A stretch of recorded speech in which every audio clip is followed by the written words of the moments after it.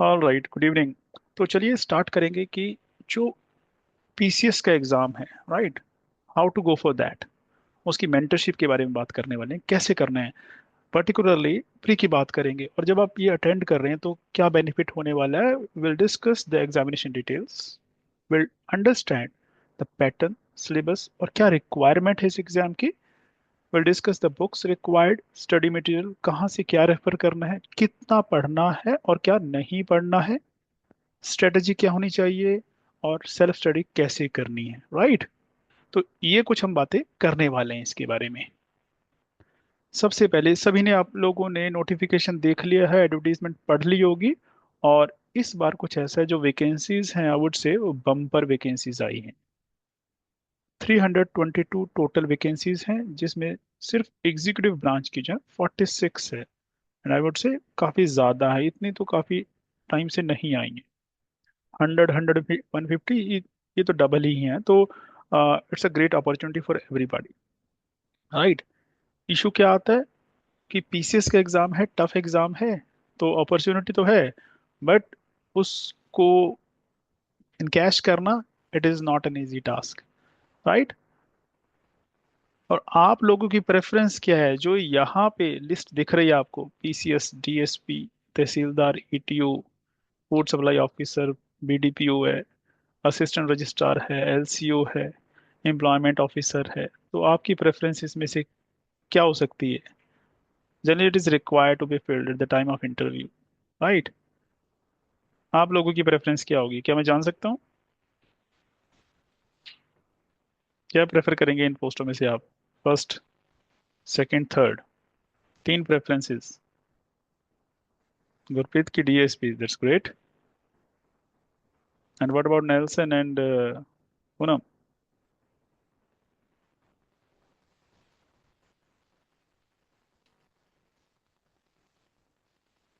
और you have guys yet to decide.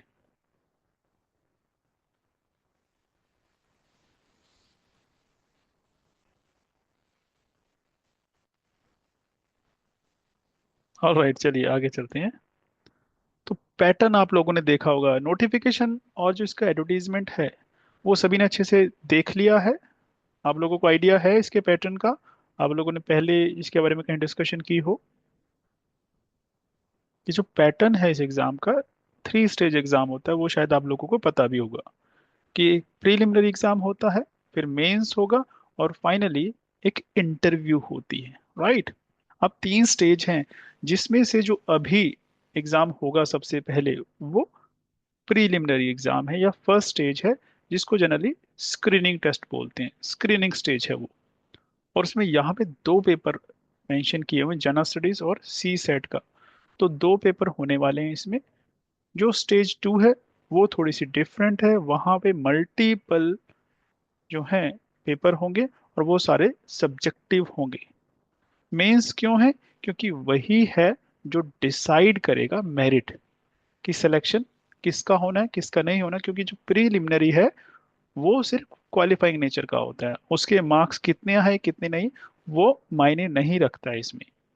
अगर आपने प्री दिया, आपका क्वालिफाई हो गया, वेल एंड गुड, नहीं हुआ तो अलग बात है, हो गया तो कितने मार्क्स से हुआ ये मैटर नहीं करेगा, क्योंकि उसके मार्क्स काउंट नहीं होंगे मेंस और इंटरव्यू किसी के भी लिए। पर जो मेंस एग्जाम है उसमें जो आप स्कोर करेंगे, वो प्लस जो इंटरव्यू में मार्क्स आएंगे, दोनों को कंबाइंड मिलाने के बाद एक मेरिट लिस्ट बनेगी। तो वहां से जो रैंक है वो डिसाइड होगा। हो सकता है किसी के मेंस में ज्यादा हो, राइट, और जो दूसरा कैंडिडेट होगा हो सकता है उसके मेंस में कम हो, बट इंटरव्यू में अगर वो ज्यादा स्कोर कर गया जो सेकंड है, तो वो फर्स्ट हो सकता है। तो इतना डिफरेंस है। तो mains is the main exam जिसकी तैयारी करनी होती है। प्री के बारे में ये कहा जाता है, if you are serious about this exam, तो वो तो हो ही जाएगा, अगर सीरियस नहीं हो तो नहीं होगा, कुछ ऐसे कहा जाता है, राइट। अब इस एग्जाम के पैटर्न में अगर हम स्टेज बाय स्टेज डिस्कस करें, राइट, वैसे तो ये होता है कि रिवर्स गियर में चलना चाहिए। इंटरव्यू पहले तैयार होना चाहिए, फिर मेंस तैयार होना चाहिए, फिर प्री, ऐसे कहा जाता है। बट अभी उतना टाइम नहीं है कि हम उस एस्पेक्ट से बात कर सकें, क्योंकि सिविल सर्विसेज अपने आप में एक बहुत बड़ा एग्जाम होता है जिसके लिए टाइम चाहिए। कम से कम कहा जाता है कि साल का आपके पास टाइम होना चाहिए, क्योंकि एग्जॉस्टिव स्टडी आपको करनी पड़ती है इसके लिए। और अगर मैं सिर्फ फर्स्ट स्टेज की बात करूं, यानी कि प्री की बात करूं, तो पीपीएससी ने वहां पे क्या दिया कि दो पेपर होने वाले हैं। पेपर वन जनरल स्टडीज का, और पेपर टू क्या है, सी सेट। दोनों ऑब्जेक्टिव होने वाले एमसीक्यूज बेस्ड क्वेश्चन है यहाँ पे। और पेपर वन और पेपर टू में 100 और 80 क्वेश्चन रिस्पेक्टिवली हैं। अब इसमें इस बार थोड़ा सा चेंज हुआ है। वो क्या हुआ है कि जो सी सेट का पेपर टू है, यानी कि पहले ये मेरिट डिसाइड करता था किसकी, प्री की। इसको और पेपर वन दोनों के मार्क्स मिला के एक लिस्ट बनाई जाती थी, और उसके अकॉर्डिंग जो है मेंस की एंट्री मिलती थी, राइट। कि वो बच्चे जो दोनों के कंबाइंड स्कोर करेंगे, जिसका हाईएस्ट स्कोर होगा वो क्वालिफाई करेगा। बट इस बार यूपीएससी के पैटर्न पे क्या किया गया है कि इसको उन्होंने क्वालिफाइंग कर दिया, यानी कि अब सिर्फ और सिर्फ पेपर वन जीएस यही डिसाइड करेगा कि आप प्री क्वालिफाई करेंगे या नहीं करेंगे। हाँ, उतना मायने नहीं रख रहा है, सिर्फ आपको मिनिमम जो है स्कोर यानी कि पास मार्क्स तो लेने पड़ेंगे। तो इसका मतलब जो आपका फोकस है प्री के लिए, वो पेपर वन पे होने वाला है। चलिए मेंस की बात अभी देख लेते हैं कि हम पैटर्न की बात करें सबसे पहले। दूसरा क्या है, जो मेंस एग्जामिनेशन है जिसके बारे में मैंने बात की, कि जो मेंस है ये डिसाइड करेगा कि आप सेलेक्ट हो रहे हैं या नहीं हो रहे हैं। यही स्कोर है जो सिलेक्शन कराएगा, प्री का स्कोर आपको सिलेक्शन नहीं करवाने वाला, राइट। अब इसमें क्या है, इसमें जो पेपर्स अगर आपने ध्यान से देखें, तो दो पेपर तो लैंग्वेज के, वन इज पंजाबी, क्योंकि पंजाब है तो यहाँ कंपलसरी पंजाबी है, और स्टेट में वहाँ की लैंग्वेज होती है, जैसे हरियाणा में हिंदी होती है, और सिर्फ 100 मार्क्स का पेपर है। दूसरे इंग्लिश जो कंपलसरी है, वो भी 100 मार्क्स का पेपर होगा इसका। तीसरा एसए, और ये 150 मार्क्स का, तीन ऐसे आएंगे, आपको तीन लिखने होंगे। 50 मार्क्स का एक ऐसे है, तो 150 मार्क्स जो हैं वो ऐसे के हो गए। राइट।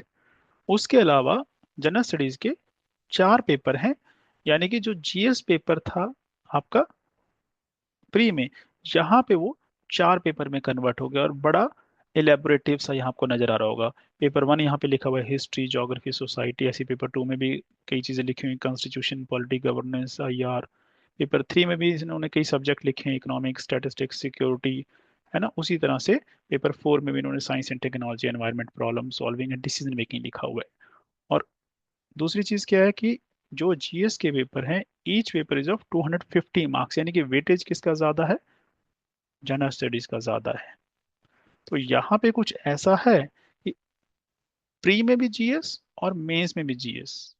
सो जनरल स्टडीज जिसको जीके कहा जाता है, थोड़ा सा अलग है ये, हम उसकी बात करेंगे कि डिफरेंस क्या है। तो GS is very important, right, और वही आपको एग्जाम पास कराएगा। दूसरी चीज यहाँ पे अलग क्या है, कि जो पंजाबी और इंग्लिश का पेपर है, जब आप आईएएस की बात करते हैं, यूपीएससी के जो एग्जाम है, वहाँ पे पंजाबी और इंग्लिश के जो मार्क्स हैं वो कंसिडर नहीं होते हैं। बट यहाँ पे थोड़ा सा इंपॉर्टेंट है कि इसके मार्क्स काउंट होंगे मेरिट में, और ये आपकी मेरिट डिसाइड करवाएगा, चेंज कर सकता है आपकी मेरिट को ये। ऑलराइट। तो ये थोड़ा सा फर्क है कि प्री और मेंस। बट क्योंकि हम वेबिनार में फोकस करें प्रीलिमिनरी एग्जाम, क्योंकि अभी वही होने वाला है, उतना टाइम नहीं है। जैसे मैंने आपको पहले बताया कि होता क्या है जनरली, कि जो मेंस एग्जाम है उसकी तैयारी की जाती है ओवरऑल, क्योंकि मेंस का जो सिलेबस है वो प्री के सिलेबस को जनरली कवर कर लेता है। और जो इंटरव्यू है उसकी तैयारी, that is basically personality test, और उसकी तैयारी वो साथ साथ चलती रहती है। तो जब प्री का एग्जाम आता है तो हम ये समझते हैं कि हमारी तैयारी हो चुकी है, तो प्री स्पेसिफिक हमें कुछ करने की जरूरत नहीं होती है। मेंस पढ़ लिया मतलब हमने एग्जाम की तैयारी कर ली।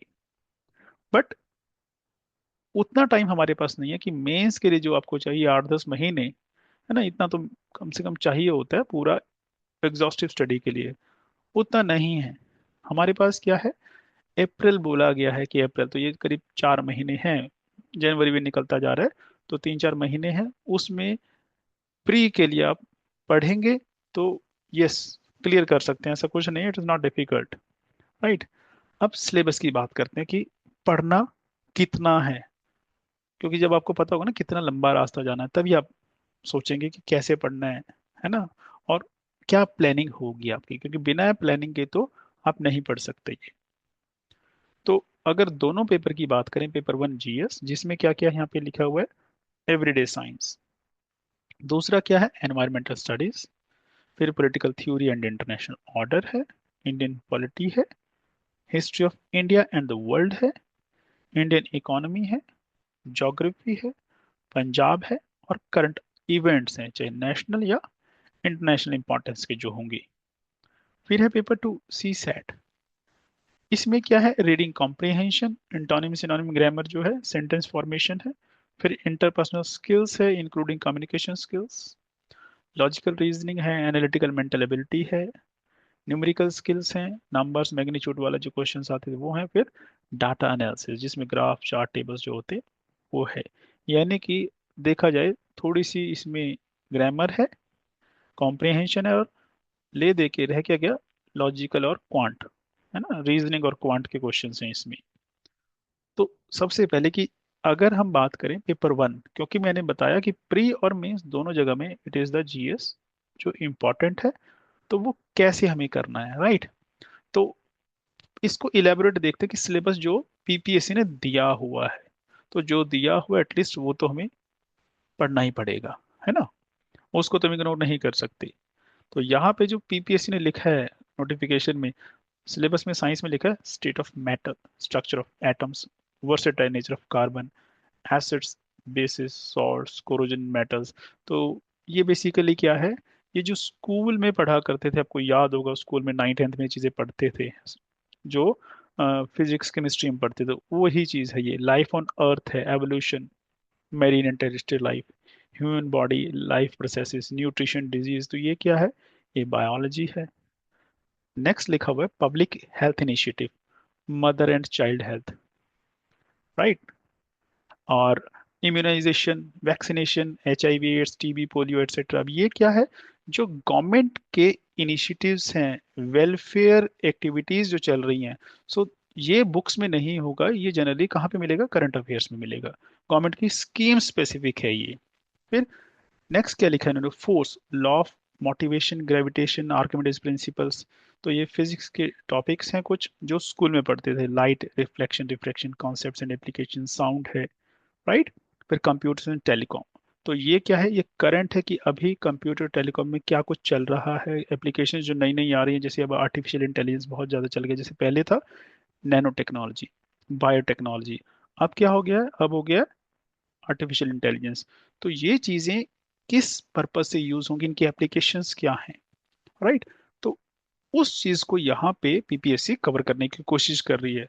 तो अगर ध्यान से देखो तो यहाँ पे क्या समझ आ रहा है सिलेबस से, सिलेबस से हमें ये समझ आ रहा है कि एक तो बेसिक आपकी understanding with respect to general science, चाहे वो फिजिक्स है, चाहे वो केमिस्ट्री है, चाहे वो बायोलॉजी है, किस लेवल की, जो डेली यानी डे टू डे लाइफ में यूज होते हैं, अब जैसे सॉल्ट हैं, एसिड्स हैं, मेटल्स की बात करते हैं, राइट। तो ये चीज़ है जब डेली लाइफ में हम यूज करते हैं, देखते हैं, तो वो आपकी अंडरस्टैंडिंग क्या है।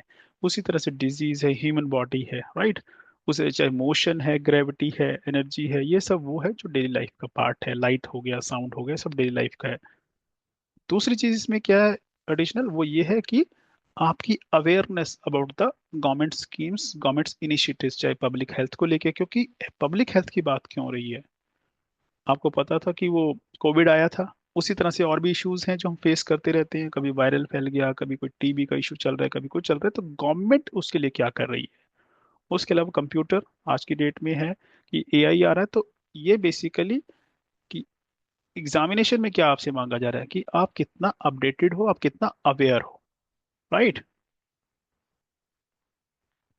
दूसरा जो उसमें है सब्जेक्ट कह लीजिए एनवायरमेंटल स्टडीज है, तो इसमें क्या है, composition structure of atmosphere, solar system, heat balance, temperature, atmospheric circulation, weather system, water cycle, फिर climate change, fossil fuel, greenhouse gases, renewable energy, clean development mechanism, credits, the carbon में carbon credits, water कहाँ पे, ocean में है, river, glaciers, lakes, ground water, फिर biodiversity and conservation, soils, types उसकी, crops, food chain, pollution, toxicity.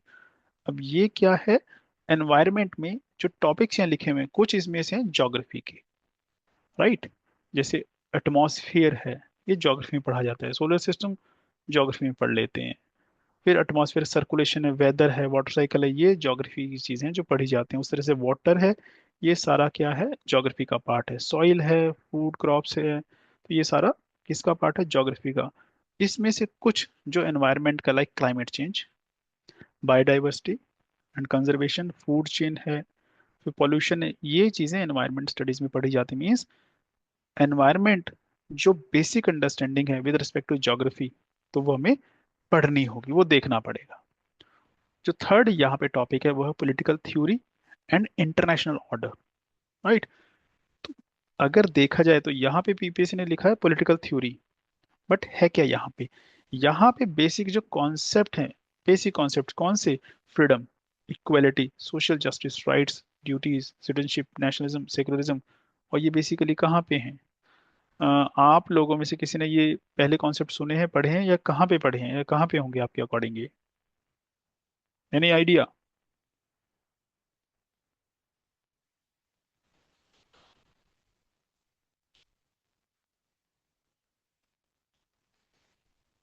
Any idea. चलिए मैं बताता हूँ। ये जो हमारा कॉन्स्टिट्यूशन है इंडिया का, ये उसमें कॉन्सेप्ट दिए गए हैं।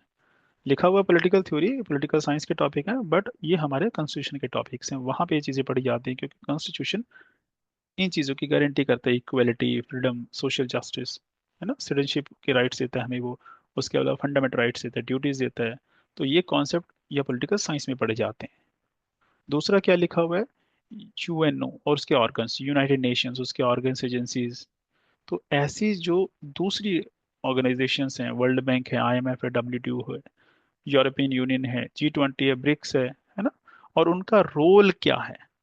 तो ये क्या एस्पेक्ट है, ये एस्पेक्ट है करंट का, न्यूज में क्या चल रहा है, आप कितने अवेयर हैं अपनी कंट्री के बारे में और वर्ल्ड के बारे में, कि वर्ल्ड में क्या चल रहा है। ऐसा तो नहीं सिर्फ आपको अपने अलावा कुछ पता ही नहीं है, अपने मोहल्ले का ही पता है, उससे अलावा कुछ पता नहीं, यहाँ पे आपको नेशनल और इंटरनेशनल फॉरम के बारे में पता होना चाहिए। तो ये डिमांड है इस एग्जाम की, कि आपकी अवेयरनेस की बात करता है वो। Then comes the Indian polity. Indian polity की बात हो रही है यहाँ पे, यानी कि जो इंडिया का पॉलिटिकल सिस्टम है उसकी प्रोविजंस है। तो यहाँ पे इसने क्या लिया है, इसने बेसिक लिए सबसे पहले इंडिया के कॉन्स्टिट्यूशन के प्रोविजंस, कि उसमें बेसिक फीचर क्या है, उसमें प्रोविजंस क्या है कॉन्स्टिट्यूशन के, शेड्यूल्स क्या हैं, और उसमें क्या क्या अमेंडमेंट्स हुई हैं। तो उसकी अंडरस्टैंडिंग हमें रखनी पड़ेगी। फिर आगे पंचायती राज, फिर इलेक्शंस के बारे में बात करें तो पंचायत जो है ये भी कॉन्स्टिट्यूशन में टॉपिक है। इलेक्शंस, चाहे पंचायत के इलेक्शंस हो, एमएलए के, एमपी के हो, तो उसके लिए जो लॉ बनाया गया है गवर्नमेंट के द्वारा, that is peoples representation act. Right. तो वो पढ़ना पड़ेगा हमें यहाँ पे। इलेक्टोरल रिफॉर्म्स, की इलेक्शंस के लिए क्या क्या रिफॉर्म्स हुए हैं, तो वो एक टॉपिक है। उसके अलावा कुछ अलग टॉपिक्स ले लिए उन्होंने, कि जो करंट में इश्यूज चल रहे हैं, जो काफी पहले चले थे बट अभी ये बहुत ज्यादा बढ़ गए हैं, जैसे रीजनलिज्म का होना। रीजनल पार्टीज हैं, हर स्टेट में उसकी पार्टी है, तो नेशनलिज्म कम हो रहा है, रीजनलिज्म बढ़ रहा है, तो राइज ऑफ रीजनलिज्म ये टॉपिक डाल दिया गया कि आपको इसकी समझ है या नहीं, आप ये पढ़ रहे हैं कि नहीं पढ़ रहे हैं। फिर कोलिशन पॉलिटिक्स, कि नंबर ऑफ पार्टीज मिलकर आजकल सरकार बनाती हैं, that is called coalition parties या कोलिशन गवर्नमेंट। तो वो पॉलिटिक्स को कैसे अफेक्ट कर रही है, तो उसी को कहा गया कोलिशन, कोलिशन पॉलिटिक्स। उसके अलावा एक टॉपिक उन्होंने डाला, armed challenges to Indian state since independence, कि इंडिया जब से आज़ाद हुआ, जैसे हिस्ट्री पढ़ते हैं ना इंडिया की इंडिपेंडेंस की, दूसरी अब हिस्ट्री पढ़ते हैं, India history after it's independence. Right. तो इंडिया के इंडिपेंडेंस के बाद क्या क्या उसने चैलेंजेस फेस किए, कौन से, स्पेसिफिकली आर्म्ड चैलेंजेस, चाहे वो नक्सलाइट्स का है या कुछ और है। राइट। तो यहाँ पे वो पढ़ना पड़ेगा। बेसिकली ये हो गया जैसे सिक्योरिटी से रिलेटेड टॉपिक हो गया, तो वो पढ़ना पड़ेगा हमें। तो ये भी अगर देखा जाए, इसमें दो चीजें हैं, एक तो आपकी basic understanding about the constitution, about the systems जो इलेक्शन चल रहे हैं उसके अलावा, दूसरा आपका awareness about the current issues, कि करंट में क्या चल रहा है। राइट। नेक्स्ट जो सब्जेक्ट है यहाँ पे, जो मॉड्यूल है या प्री का, वो है हिस्ट्री ऑफ इंडिया। यहाँ पे इन्होंने टॉपिक जो दिए हैं वो क्या दिए हैं, इंडस वैली सिविलाइजेशन। सभी ने सुना होता है, सभी ने पढ़ा होता है, बट अब शायद भूल चुके हैं और इसलिए पता भी नहीं होगा क्या पढ़ना है इसमें। फिर आर्यंस, वैदिक एज, जैनिज्म, बुद्धिज्म और मॉडर्न और गुप्ता पीरियड। ये सारा हो गया एंशियंट इंडिया वाला पार्ट।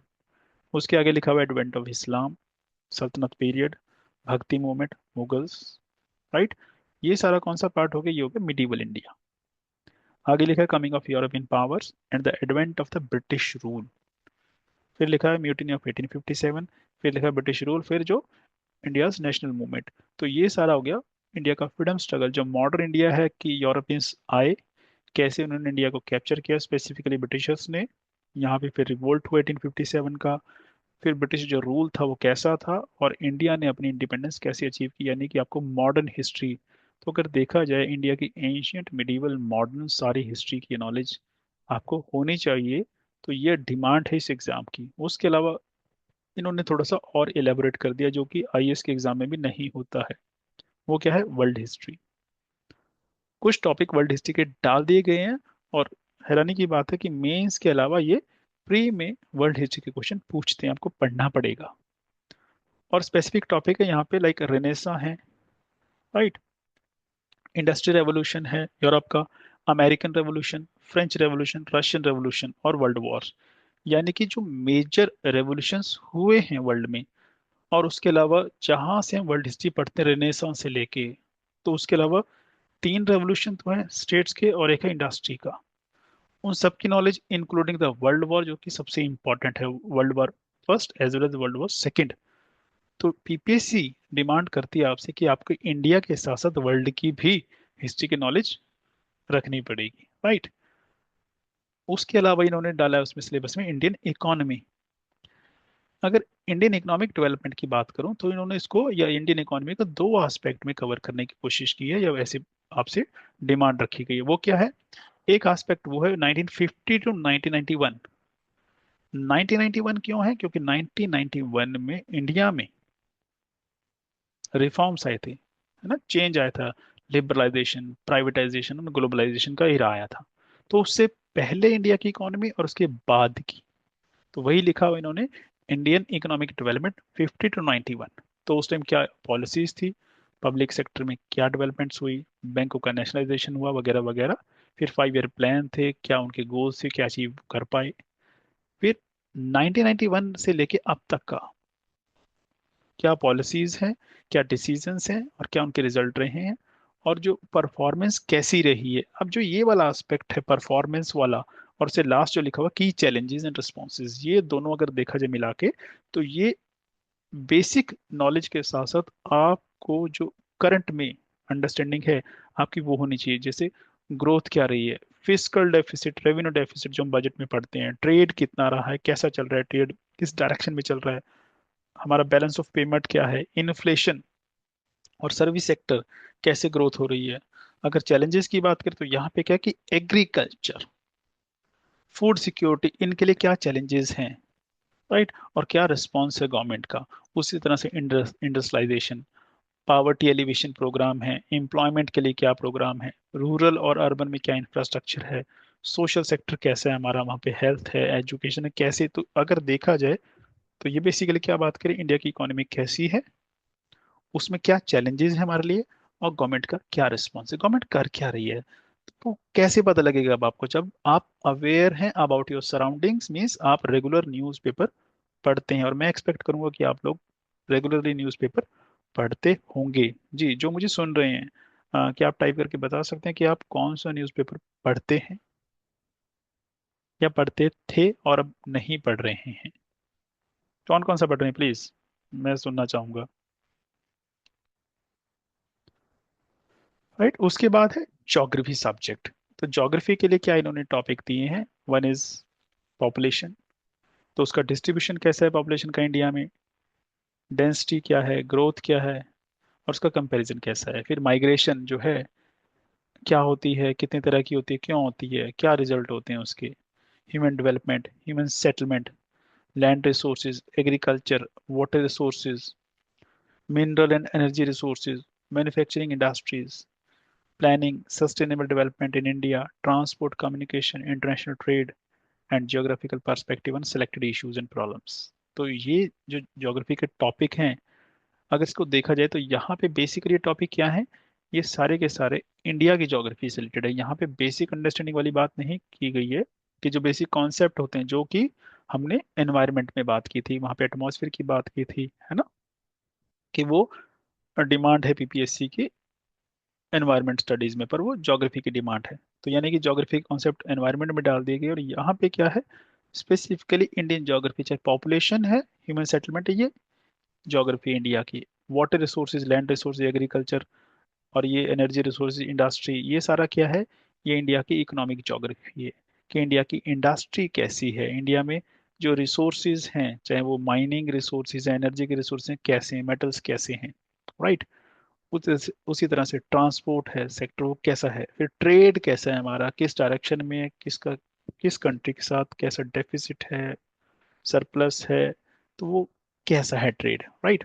फिर जो हमारे इश्यूज क्या हैं ज्योग्राफिकल, अगर देखें, सिलेक्टेड इश्यूज क्या, प्रॉब्लम्स क्या, मीन्स करंट की नॉलेज। आप इंडस्ट्री ले लीजिए, ट्रांसपोर्ट ले लीजिए, कम्युनिकेशन ले लीजिए, एग्रीकल्चर ले लीजिए, ये सारे क्या हैं, ये वो टॉपिक्स हैं जिनके बारे में आपको लेटेस्ट या करंट की नॉलेज होनी चाहिए। अगर नहीं है तो प्रॉब्लमेटिक हो गया एग्जाम में हमारे लिए। फिर हम कहते हैं ना कि हम पढ़ के तो बहुत गए थे और एग्जाम में अच्छा नहीं हुआ स्कोर। क्यों नहीं हुआ? क्या जो रिक्वायर्ड था वो नॉलेज थी हमें? बेसिक तो सभी को होगी, बेसिक से आगे जाना पड़ेगा हमें, राइट। फिर नेक्स्ट इन्होंने जो दिया है वो है पंजाब, क्योंकि पंजाब स्टेट का पेपर है, इसलिए ये डिमांड रहेगी रहेगी। कि जैसे जब हम बात करते हैं आईएएस के एग्जाम की, आईएएस के पेपर की, तो वहां पे जो डिमांड होती है वो होती है इंडिया की नॉलेज की। यहाँ पे इंडिया के साथ साथ, क्योंकि पंजाब का पेपर है, तो पंजाब स्पेसिफिक आपको नॉलेज रखनी पड़ेगी। वो किस चीज़ की? पंजाब की ज्योग्राफी, पंजाब की सोसाइटी, पंजाब का कल्चर, पंजाब की हिस्ट्री, पंजाब की इकोनॉमी, यानी कि पंजाब के बारे में आपको क्या क्या पता है। अब इन्होंने टॉपिक में क्या लिखा है वो देख लेते हैं। जैसे क्या लिखा है ज्योग्राफी में, geographical and agro climatic regions, Punjab की ज्योग्राफी कैसी है, यहाँ के एग्रो क्लाइमेटिक एरियाज कैसे हैं, यहाँ के रिवर्स, कितने रिवर हैं अभी, वाटर रिसोर्सेज कैसे हैं यहाँ पे, वाटर की शेयरिंग को लेकर कोई इश्यूज है कि नहीं है, डेमोग्राफी कैसी है, यानी कि पॉपुलेशन और उससे रिलेटेड एट्रीब्यूट्स कैसे हैं, ह्यूमन डेवलपमेंट यहाँ का कैसा है, यहाँ की सोसाइटी और कल्चर के बारे में फिर नॉलेज, मीन्स यहाँ की पर्सनैलिटीज, जो हिस्टोरिकल पर्सनैलिटीज हैं, रिलीजियस पर्सनैलिटीज हैं, रिलीजियस मूवमेंट्स जो यहाँ पे चले, यहाँ पे मेजर रिलीजन्स कौन से हैं, राइट।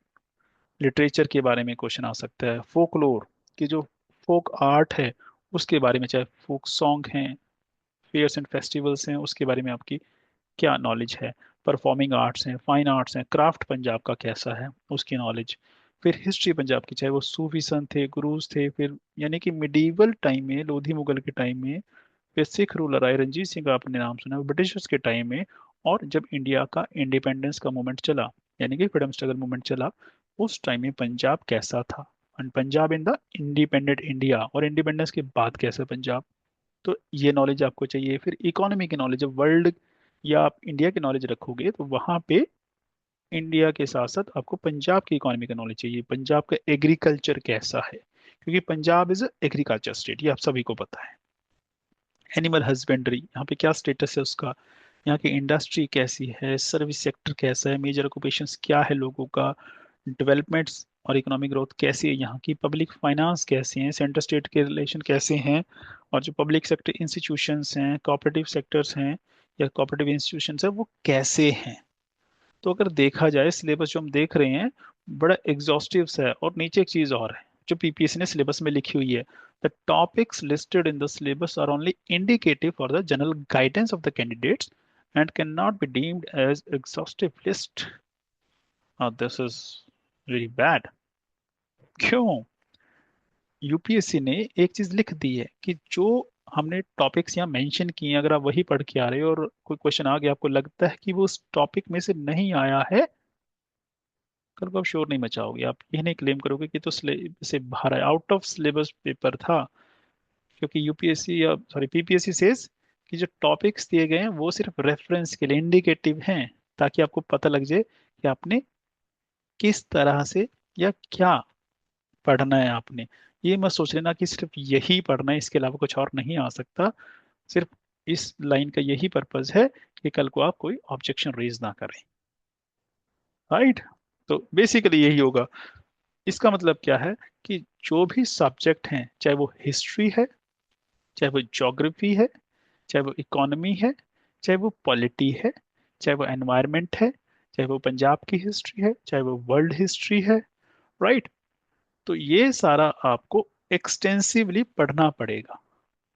अब एक्सटेंसिवली मैं क्यों कह रहा हूँ, देखिए, जो मेंस का सिलेबस है वहां पे आपको सब्जेक्टिव पेपर आने वाला है, वहां पे आपको बैठ के लिखना है, और उसके लिए आपको ज्यादा नहीं पढ़ना है। ज्यादा मीन्स ज्यादा टॉपिक कवर नहीं करने हैं, कम टॉपिक करने पर इन डेप्थ करने हैं, उन कुछ टॉपिक के बारे में ज्यादा पढ़ना है। So you must know everything about something, वहां पे कुछ ऐसा कहा जाता है। बट अभी हम प्री की बात कर रहे हैं कि प्री को कैसे टैकल किया जाए। तो प्री में क्या है, आपको ज्यादा टॉपिक्स कवर करने हैं, आपको एक्सटेंसिव पढ़ना है, चाहे उनकी जो नॉलेज है वो कम है आपके पास, राइट। नॉलेज का मतलब कि आपने कोशिश की और आपको सारा कुछ याद नहीं हो रहा है ना। तो एक्सटेंसिव पढ़ेंगे। अब मुद्दा आता है क्या पढ़ना है, बुक्स कौन सी पढ़नी है। बहुत सारे टॉपिक्स हमने डिस्कस कर लिए हैं। तो यहाँ पे अगर देखा जाए हिस्ट्री, सबसे पहले मैं बात करता हूँ। हिस्ट्री के लिए एनसीईआरटी हैं +1 और +2 की, एंशियंट, मिडिवल और मॉडर्न। तो एंशियंट मिडिवल की पढ़ लीजिए। मॉडर्न के लिए एक बुक आती है मॉडर्न इंडिया की, स्पेक्ट्रम पब्लिकेशंस की मॉडर्न इंडिया, राइट, वो सफिशिएंट है। वर्ल्ड हिस्ट्री के लिए नॉर्मन लोए की एक बुक आती है, वो सफिशिएंट है। और एक आती है मॉडर्न इंडिया की, ग्रोवर एंड ग्रोवर, ये ऑथर का नाम है, राइट। उसमें से सिर्फ क्या पढ़ना है, पूरी बुक नहीं पढ़नी है, उसमें सिर्फ पंजाब की हिस्ट्री पढ़नी है। तो ये सारा कुछ हिस्ट्री के लिए आपको पढ़ना पड़ेगा। ना उसमें से रटना है आपने, क्योंकि उतना रटा नहीं जाएगा, उतना याद नहीं करना है, सिर्फ उसको पढ़ना है, समझना है। उसी तरह से अगर आप ज्योग्राफी की बात करेंगे तो ज्योग्राफी के लिए आपको क्या पढ़ना है, 11th और 12th क्लास की जो सीबीएसई बोर्ड की बुक्स हैं, एनसीईआरटी की बुक्स हैं, वो पढ़ेंगे। उसके अलावा कुछ जो टॉपिक्स हैं, वो एक बुक आती है, सर्टिफिकेट इन ज्योग्राफी, गोचिन लियोंग ये ऑथर का नाम है, उसमें से पढ़ा जाएगा वो। यानी कि एक बुक ये हो गई। उसके अलावा एक रेफरेंस के लिए एटलस है, ऑक्सफोर्ड का स्कूल एटलस, क्योंकि मैप की नॉलेज आपको चाहिए, चाहे वो पंजाब का मैप है, पंजाब की ज्योग्राफी पढ़नी है तो वो आपको पता होना चाहिए। और उसके अलावा है, चाहे आपको इंडिया का है, जैसे इंडिया के रिवर्स हैं उसी तरह से पंजाब की रिवर्स, इंडिया के लेक्स, पंजाब के लेक्स, तो कैसे पता लगेगा जब आपको नॉलेज किस चीज़ की है, आपको मैप की नॉलेज है, तो आपको एटलस पढ़ना पड़ेगा। एनवायरनमेंट के लिए जो टॉपिक हैं वो शंकर आईएएस की बुक आती है, मार्केट में अवेलेबल है, वहां से आप जो रिलेटेड टॉपिक्स हैं, है ना, वो बुक्स बहुत एग्जॉस्टिव सी है, तो उसमें से स्पेसिफिक टॉपिक्स पढ़ सकते हैं अपने एग्जाम के लिए। फिर आता है कॉन्स्टिट्यूशन या पॉलिटी के जो टॉपिक्स हैं, वो कहाँ से कवर करेंगे, उसके लिए एक बुक है, प्री के लिए सफिशिएंट है, ज़्यादा कुछ पढ़ने की जरूरत नहीं है, एक्सेप्ट फॉर फ्यू एरियाज, जैसे हमने बात करी थी वो रिप्रेजेंटेशन ऑफ पीपल एक्ट, वो उसमें नहीं होगा, राइट। वो हमें इंटरनेट से इधर उधर से ढूंढना पड़ेंगे चीज़ें। एक बुक है एम लक्ष्मीकांत ने लिखी, टाटा मैग्रा हिल की, इंडियन पॉलिटी, तो बुक एक सफिशिएंट है इसके लिए। उसी तरह से इंडियन इकोनॉमी के लिए रमेश सिंह की एक बुक है, टाटा मैग्रा की, इंडियन इकोनॉमी उसका नाम है, सफिशिएंट है। जो जनरल साइंस है उसके लिए एक तो 9th और 10th क्लास की जो सीबीएसई बुक्स हैं वो सफिशिएंट रहेंगी, प्लस जो कुछ टॉपिक हैं वो अवेलेबल बुक्स में तो नहीं होते, जैसे टेलीकॉम का एआई का टॉपिक है, राइट, कंप्यूटर्स का टॉपिक है। और इसके अलावा जो पब्लिक हेल्थ इनिशिएटिव्स की हमने बात की थी, तो वो आपको कहाँ से देखने पड़ेंगे, चाहे इंटरनेट पे जाइए वहां से न्यूज़पेपर पढ़िए, या न्यूज़पेपर से कहीं से भी उठाइए, तो वो सारा करंट बेस्ड जो है वो रहेगा। जो पंजाब है इसके लिए कोई भी जो मार्केट में किताब अवेलेबल है, क्योंकि सारा कुछ तो किसी बुक में नहीं दिया गया है, तो भी मार्केट में बड़ी पॉपुलर सी साडा पंजाब, अगर आपको लगता है कि वहां से कुछ आपको मिल सकता है ठीक है, अदरवाइज कोई और बुक हो तो वो ले लेना, इट्स नॉट रिकमेंडेड कि यही पढ़नी है, नो, राइट। यहाँ पे मैंने हिस्ट्री लिखी है एनसीईआरटी, ये क्या लिखा है, क्योंकि जो पंजाब का बहुत सारा टॉपिक है या बहुत सारी हिस्ट्री है वो आपको कहाँ मिलेगी, जो हिस्ट्री में हम पढ़ रहे हैं ना, एंशियंट और मिडिवल हिस्ट्री, तो उन किताबों में मिल जाएगी। यानी कि अगर आपने वो पढ़ ली तो पंजाब का काफी कुछ कवर हो जाएगा। इंटरनेट पे क्या मिलने वाला है, जो लेटेस्ट है पंजाब का, अभी क्या चल रहा है, अभी पंजाब की इंडस्ट्री कैसी है, अभी पंजाब का एग्रीकल्चर कैसा है, क्योंकि वो बुक्स में नहीं मिलने वाला। तो इसका मतलब आपको रेगुलर न्यूज़पेपर या कोई मैगजीन आपको पढ़नी पड़ेगी, और अभी प्री जो है उसके लिए जो पिछली मैगजीन्स हैं या पिछले न्यूज़पेपर्स हैं कहीं से आपको कंपाइलेशन मिल जाता है, तो आपको वो पढ़ना पड़ेगा। तो ये बुक्स हैं जो प्री के लिए आपको पढ़नी पड़ेंगी। और ये पढ़ने के बाद it would be easy to crack this exam, at least pre तो पास हो जाएगा आपका। रह गया इसमें सी सेट वाला पार्ट। जो पेपर टू है आपको पता है कि ये सिर्फ क्वालिफाइंग नेचर का है। तो आपको सिर्फ इतना स्कोर करना है कि पास हो जाओ, और पास मुझे पता है हो जाएंगे। रीजन क्या है? क्योंकि इसमें तीन एस्पेक्ट हैं। एक एस्पेक्ट क्वांटिटेटिव एप्टीट्यूड यानी क्वांट का है, दूसरा रीजनिंग का है, और तीसरा जो पार्ट है वो है कॉम्प्रिहेंशन और थोड़ा सा ग्रामर। तो जिसको ग्रामर ठीक आती है, और 10th तक सभी ने पढ़ी होती है, तो ग्रामर तो सभी की ठीक होती है, राइट। तो इंग्लिश पंजाबी की ग्रामर, उसके अलावा कॉम्प्रिहेंशन की स्किल्स। तो अगर आप पढ़ने वाले अच्छे हैं, आपकी रीडिंग अच्छी है, तो वो आपका अच्छा रहेगा। फिर रह गया मैथ, जिसको लोग बोलते हैं बेसिकली वो मेंटल एबिलिटी या क्वांट है, और दूसरा रीजनिंग। तो थोड़ी सी एफर्ट्स करके हम पास मार्क्स ले सकते हैं। अगर हमने पास मार्क्स ले लिए तो बस उतना सफिशिएंट है। इस पे ज़्यादा फोकस करने की फिर ज़रूरत नहीं पड़ेगी। हाँ, अगर आप कहते हैं कि मुझे तो बिल्कुल भी नहीं आता, बहुत प्रॉब्लम है, फिर थोड़ा सा एफर्ट्स पुट करने पड़ेंगे, क्योंकि 10th लेवल का बेसिकली मैथ होता है। 10th लेवल का ही कहा जाता है। अगर आपको लगता है कि बहुत डिफिकल्ट क्वेश्चन है, वो इसलिए क्योंकि प्रैक्टिस बहुत टाइम हो गया, छोड़ चुके होते हैं हम। जमाना हो जाता है ना पढ़ाई छोड़े हुए। 10th पता नहीं कब की होगी आप लोगों ने, किसने 5 साल पहले, किसने हो सकता है 10 साल पहले की हो, राइट, है ना। अब मुद्दा आता है कि इतना सारा पढ़ना आसान तो नहीं है, मुश्किल है। तो स्ट्रेटेजी क्या होनी चाहिए, फोकस कहाँ पे होना चाहिए आपका? देखिए, जो हमने सिलेबस गिनाया यहाँ पे, कितना सिलेबस हमने पढ़ा, ये सारी बुक्स है ना, history, geography, environment, constitution, polity, economy, general science, Punjab, current affairs, और इसका सिलेबस भी हमने डिस्कस किया।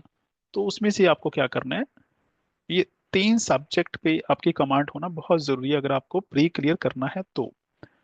One is geography, second is history, third is polity और कॉन्स्टिट्यूशन।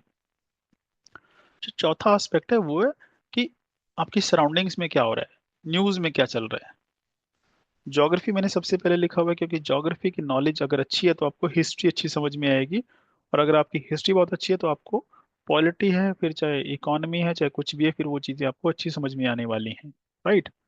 तो ज्योग्राफी को जो बुक्स रेफर की गई हैं उनको पढ़िए, हिस्ट्री पढ़िए और पॉलिटी, और इनको पढ़ के कंसोलिडेट कीजिए। उसके अलावा करंट अफेयर्स पढ़िए। तो ये आपका जो बेस है वो बहुत स्ट्रांग कर देंगे, तो आपके चांसेस जो हैं प्री के बहुत ज्यादा हो जाएंगे, राइट। अब मुद्दा आता है कि जो पढ़ना है उसका तरीका क्या है। देखिए, अगर आप लोग तैयारी करते हैं, आपको पता है, तो अच्छी बात है। क्योंकि लोगों की आदत क्या होती है, जो मैंने देखा है, कैंडिडेट्स क्या करते हैं कि वो बुक्स उठाएंगे और उसके रट्टे लगाने, क्रैम करना उसको शुरू कर देंगे। यहाँ पे वो अप्रोच काम नहीं आने वाली, राइट, ये ध्यान रखिएगा। तो सबसे पहले क्या है, कोई भी बुक आप फर्स्ट रीडिंग लेंगे, और किस चीज के लिए? For conceptual clarity, study for the conceptual clarity. उसको पढ़ रहे हैं कि आपको बस समझ आ रही है या नहीं आ रही है, बस। इससे ज्यादा नहीं जाना है आगे। आपको याद हो रहा है नहीं हो रहा है वो सेकेंडरी है, बस पहला जो फोकस है आपका होना चाहिए अंडरस्टैंडिंग पे है। क्योंकि अगर समझ नहीं आ रहा है तो याद करने का कोई मतलब नहीं है। जब आपको चीजें समझ आ चुकी हैं, फिर जब आप सेकंड रीडिंग पे आएंगे तो वहां पे आप क्या करेंगे, कंसोलिडेट करेंगे उसको। कंसोलिडेशन का मतलब क्या है, रिवीजन करेंगे, जो जो आपने पढ़ा है रिवाइज कीजिए। जब रिवाइज करेंगे वो रिटेन रहेगा। और उसके बाद जो थर्ड है वो आता है फिर क्वेश्चंस प्रैक्टिस करना, कि आपने जो पढ़ा वो समझ आया या नहीं आया, वो बेसिकली पर्पस है प्रैक्टिस क्वेश्चंस का। क्योंकि अगर आप कहें कि याद करना जरूरी है, तो उसके बारे में ये कहूंगा कि आपको याद क्यों नहीं करना है, क्योंकि यहाँ पे एमसीक्यूज होंगे, यानी कि ऑब्जेक्टिव क्वेश्चन। अगर क्वेश्चन है तो आंसर भी होगा, तो आपको सिर्फ पहचानना है कि सही आंसर कौन सा है। तो मीन्स आपको क्या करना है, आपको याद करने की जरूरत ही नहीं है, आंसर तो आपके सामने होगा। तो आपको सिर्फ समझ आना चाहिए कि पहचानना कैसे। अगर आपको समझ है तो पहचान लेंगे, राइट। तो ये तरीका यहाँ पे जनरली किया जाता है, ऑलराइट। अब मैं सिर्फ ये पूछना चाहूंगा कि आप लोग जो सुन रहे हैं, तो किसी को अगर कुछ डाउट है या पूछना चाहते हैं, तो मोस्ट वेलकम।